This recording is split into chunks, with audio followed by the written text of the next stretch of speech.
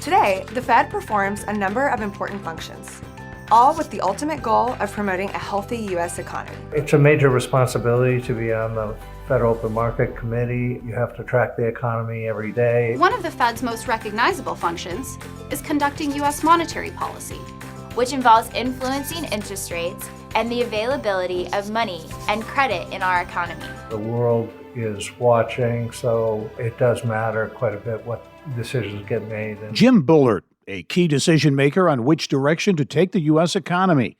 He spent 15 years as head of the Federal Reserve Bank of St. Louis, now bringing that real-world experience to guide the next generation of business leaders at Purdue. I appreciate Purdue taking a chance on me. I'm not coming directly from academia, so this is a match made in heaven. And Join us for a conversation with the former president and CEO of the Federal Reserve Bank of St. Louis and the first leader of the new Mitchell E. Daniels Jr.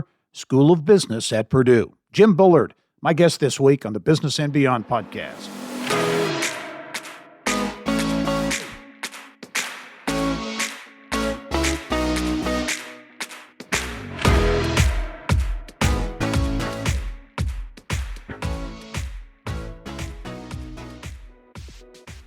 Hello and welcome to the Business and Beyond podcast presented by PNC. I'm Gary Dick. Jim Bullard played a major role in shaping economic policy in the U.S. for a decade and a half. He was born in Wisconsin, raised in Minnesota, got his Ph.D. from IU, and now he's back in Indiana. And I am pleased to be joined on the podcast this week by Jim Bullard. Jim's the former president and CEO of the Federal Reserve Bank of St. Louis, and currently the dean, the inaugural dean of the Mitchell E. Daniels School of Business at Purdue University. Jim, welcome to the podcast. Great to be here. Thanks for having me today. Yeah, you bet. You spent 15 years leading the Federal Reserve Bank of St. Louis, certainly one of the most respected economists really around the globe, not just in this country. What prompted you to jump at the opportunity to lead the new Daniels School of Business?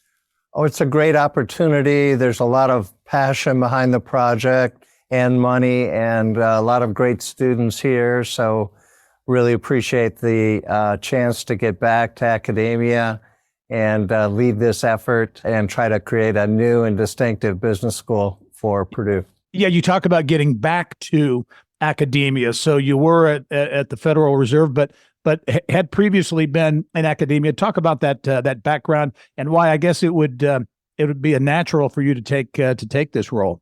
Yeah, before I was president, I was on the research staff at the St. Louis Fed for years, and that job is really an academic style job. You are expected to write papers, get citations, go to conferences. My co-authors were all at universities around and elsewhere in the Fed. So there's a big component of the Fed that has a big academic standing. So that's what I was part of. Okay, talk about the Mitchell E. Daniels Jr. School of Business at Purdue. You mentioned this is a big undertaking. It certainly is, leading what is essentially a remake of what folks certainly around Indiana and the country have known or had known as the Krannert School of Management for many years. Now putting the Mitch Daniels name on the school. Talk about where things are in the evolution, because this is a big remake. You have a new building, a lot of things going on. Yeah, I just think there's a outstanding opportunity to create a distinctive brand among business schools. Purdue is number 4 in the nation in engineering. Next year, it's likely that Purdue will turn out more engineers than any place else in America. And, this kind of idea, excellence at scale, is really important to Purdue. But for the business school, I think we want to get bigger. We want to integrate even better with engineering and science and other great programs that we have around Purdue and create this brand that takes advantage of the fact that technology has become such an integral part of business. Technology was always important. With the rise of Silicon Valley, it's really business and technology have become the same thing. So the idea is to create a distinctive brand around that and really push Purdue to challenge the top business schools in the nation. You talk about brand, which is so important these days, I think. I think it's always been important, but it's at the forefront, I think, more so today, Purdue has certainly has a distinctive brand that is recognized around the country, around the globe. What does having the Mitch Daniels name on the school from a branding perspective add to your efforts? Well, it's an honor and a privilege to have his name on the school because he was such a consequential leader for Purdue, and not just for Purdue, but I think for all of America, in showing us how higher education can be done differently and better than it has been done historically. So I just think it's fantastic. It's been great for fundraising, great for enthusiasm around the project, and I just think it'll be a fitting naming to commemorate Mitch's great run here at Purdue. Talk about education in a different way. Talk a little bit more about that in terms of the Daniels School of Business. Will it mean a shift in some ways, in terms of the way you deliver education, the way you connect with the business community, business and industry, those types of things? Is it a kind of a new day when it comes to that? I think the Krannert brand has been outstanding, but we're going to build on that and do even more. I think the original idea was perfect, but the business world has changed since then, and technology has come to mean not just manufacturing technology, but across the whole gamut. Every business is a technology business today, and that gives us the opportunity to really build on that idea and create something very distinctive. So I think one of the things that we're trying to do here is think of new programs, new ways to push that forward. We have the integrated business engineering degree, which has been very popular, and I think the name says it all, integrated business engineering.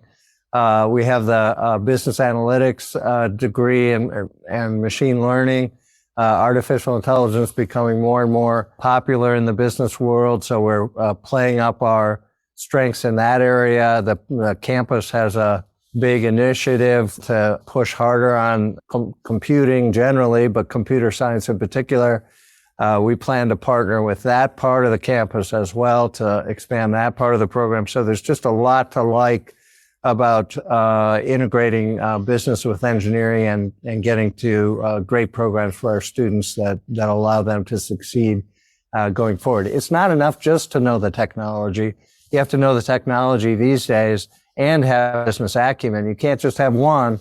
If you just know the technology, you don't have the business acumen, you're going to get beat up in the business world. And if you just have business acumen and you don't know the technology, you're also going to get beat up in the business world. So we're going to be able to put those two together, which has been going on for a long time, but even better than our rivals, and really challenge the top programs in the nation. You view this, I sense, as a real opportunity from a competitive standpoint to take advantage of the strengths, Purdue's strength in technology and engineering and the business side of things. And as you produce and add to that talent pipeline, producing graduates that have the skills that really are truly relevant today. That's absolutely the idea. And I think, there are many other initiatives going on around campus, which we'd like to connect with.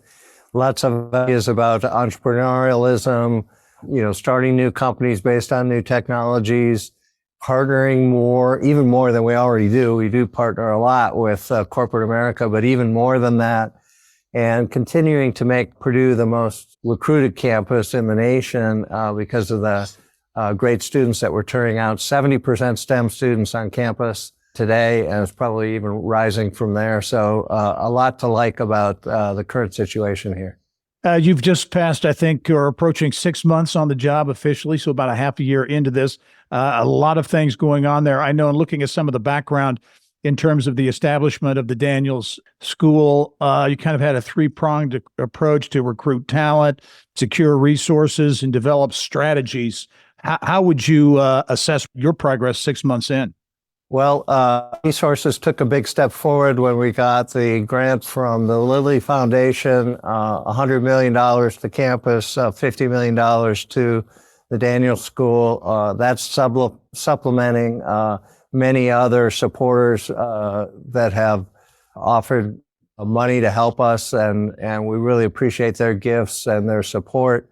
I think on the strategy side, we're pursuing the Masters of Business and Technology, which I think will challenge the MBA degree in the future. This year, we're trying to get an inaugural class to start that up and running. Again, that's the concept there is that you would want the graduate degree that not only prepares you on the business side in general terms, but also prepares you on the technology side to run the business or run the unit within a larger corporation, where you understand the technology well enough to understand what the next steps have to be to make that product better and to understand where you could be disrupted from someone else, somewhere else in the business world that's coming after your cheese, as they say. So we're making great progress so far, lots of enthusiasm. So I love it. It's a lot of fun.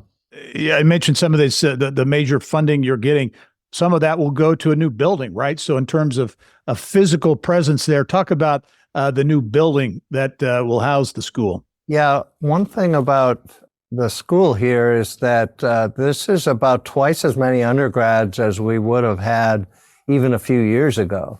So we have 2 buildings on campus dedicated to the business school. We're going to build a third. Groundbreaking start this coming summer. It should be finished by fall of 2027. You have to get going on these things in order to have the physical plant in place in the future. So we are growing. Applications were up double digits this year. Admits are up double digits this year. So we'll see what the final class turns out to be later, but it certainly looks like we're going to continue to grow. I'd like to be too big to ignore. We have all these great STEM students already, one of the top recruited campuses in the nation.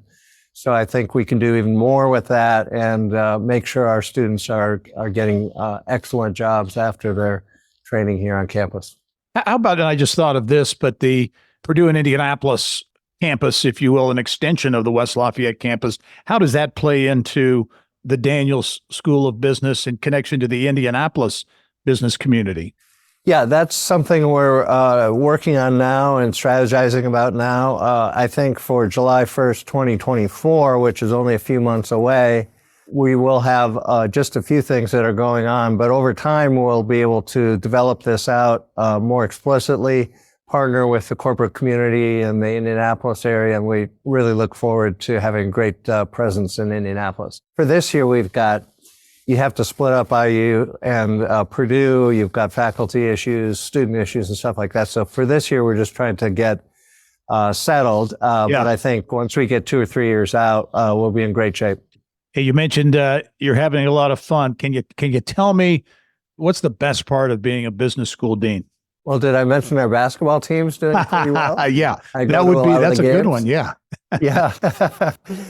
No, it's fun to be in the middle of the action as far as Big Ten sports. And Jane and I have always loved hanging around the Big Ten. And we know a lot of people on many different campuses around the conference. But so it's been a lot of fun to be at the games and be hanging out. So well, and you'll get some new connections too here coming up as you get USC and UCLA and Oregon. Yeah, you get I can't quite fathom going to the game and seeing USC on the court, but I guess that's what we're gonna see very soon here. Exactly.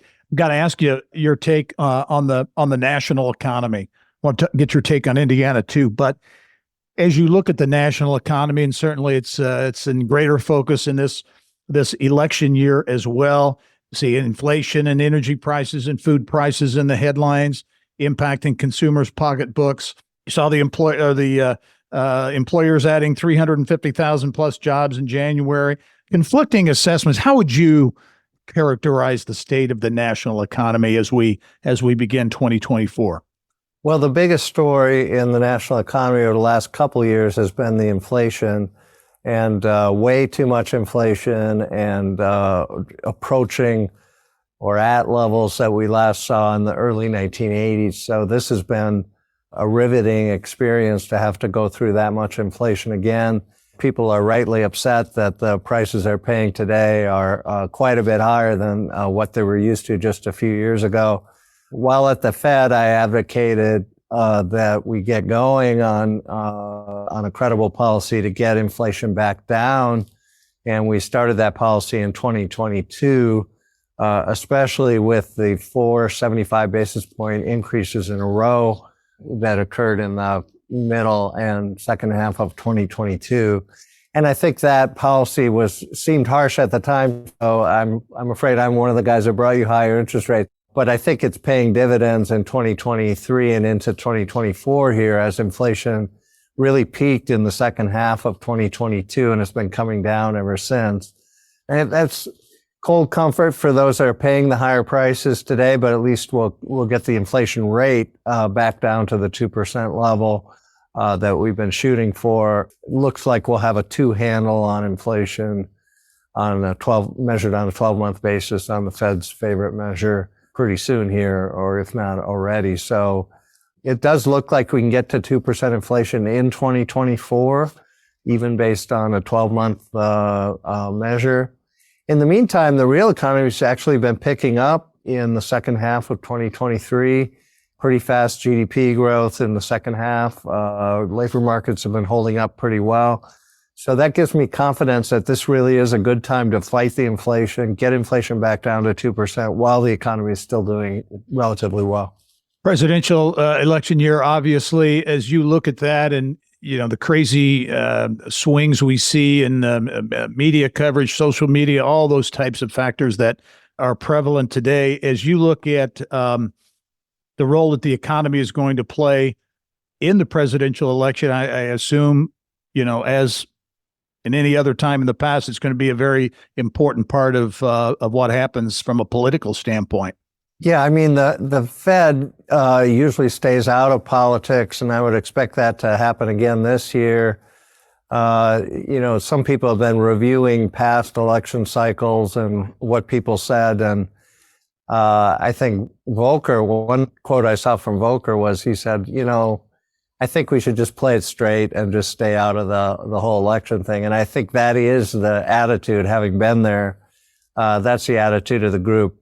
Even if you wanted to, you probably couldn't do too much to affect the election one way or the other. The elections decided on a whole bunch of issues that are far away from monetary policy. So I don't think they'll play games with it. I think they'll just play it straight. If the data's telling them it's time to cut rates, and that's what they'll do, and they'll act on that. So. Well, we want to get your take on the Indiana economy as well. Also learn a bit more about the personal story of Jim Bullard. And we'll do that when the Business and Beyond podcast returns.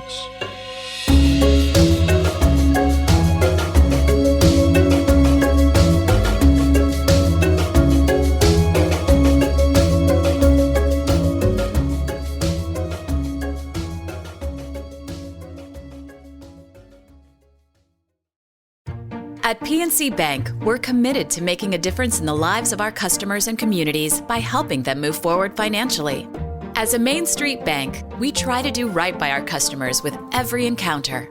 Our local teams offer personalized financial advice to help guide you in making the best decision. We're proud to be part of your community. PNC Bank. See how we can make a difference for you at pnc.com. Copyright 2022, the PNC Financial Services Group, Inc., all rights reserved. And welcome back to the Business and Beyond podcast presented by PNC. My guest this week is Jim Bullard. He is the former president and CEO of the Federal Reserve Bank of St. Louis, had that role for some 15 years. He is the inaugural dean of the Mitchell E. Daniels School of Business at Purdue University, a very big job in the remake of what was known as the Krannert School of Management at Purdue. And Jim, you're a Midwesterner, right? An upper Midwesterner, born in Wisconsin, raised in Minnesota. That's right. My family moved from Wisconsin to Minnesota when I was 6 years old. And so all of my schooling was in the Minnesota schools. And then I just remind listeners that we also lived for 33 years in St. Louis, so we have close connections to the community there. Now, are you a Cardinal fan? I've got to ask you that. Absolutely a Cardinal fan. At one point over a 15-year period, they were the winningest team in baseball. I forgot exactly how you have to calculate that, but they're very good over a long period of time. Well, we share that passion. I'm a lifelong Cardinal fan myself, so it's a great baseball town to be sure. So growing up, give me an idea of what growing up was like for Jim Bullard? Obviously, academics sure very important. Did you sports, was that an interest? Arts? What kind of occupied your time as a youngster? I played a lot of sports. Being in the north there, you could play pickup hockey. I never played hockey. I don't think we had a team at the time, but I played basketball. 1 year I ran cross country. I played some tennis. So lots of different sports, and it was fun times. When it came time for college, where did you think about going? Where did you end up? I went to St. Cloud State University, which is in the middle of the state there. Pretty big campus, about 12,000 students or so when we were there.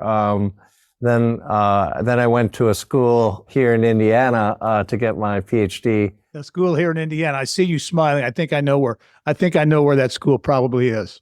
Yeah, we've been downplaying the IU connection, but had a great experience there for my PhD. Yeah.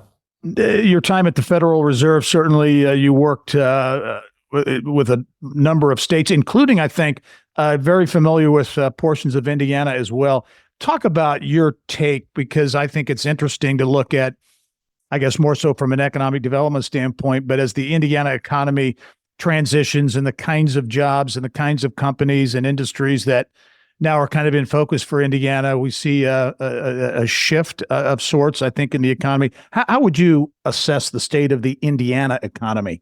The Midwest generally, and Indiana in particular, seems to be doing relatively well. I have been encouraged by something that's been in the headlines recently, which is if you look at the top 10 companies in America by market capitalization, Lilly has moved into the top 10 recently, and it's just stuck in my head because so many of those companies are on the West Coast. If you look at it, Apple and Microsoft in particular, Facebook, NVIDIA, these are Silicon Valley or Seattle, and to have one out here in the Midwest is a new thing. And I think it just shows you the payoff to pharmaceuticals can be extraordinarily high, and it's really encouraging that you might see some of that wealth manufacturing, come off of the West Coast and move to the Midwest. Yeah, and certainly Lilly and Purdue have had a very long relationship over time, and that stands to increase even more as you look at what's happening with the LEAP Innovation District and that vision for a technology corridor, if you will, between downtown Indianapolis and West Lafayette. As you look at some of these industries that Indiana is competing to get and succeeding in new energy, huge solar investments in Southeast and Northwest Indiana, data centers now, Google up in Fort Wayne, Meta down in Southeast Indiana, certainly the electrification of the auto industry, a different kind of manufacturing. Your take on that if you're a family or folks here in Indiana growing up, it's a different kind of economy, I guess. Is that cause for concern, or should it be cause for optimism that at what's ahead? No, those industries all look promising. Of course, you can never guarantee results, but I love the I-65 corridor project. I think that's exactly the right idea. We've got chip manufacturing as a possibility for Indiana as we reshore and try to get more chip manufacturing in the U.S. So I think there's a lot to like about what's going on. And I think the state has been aggressive in trying to think about, well, what does the future really hold? What kinds of jobs do we really want to attract? And how could we get those jobs to land here? And so lots of good things going on.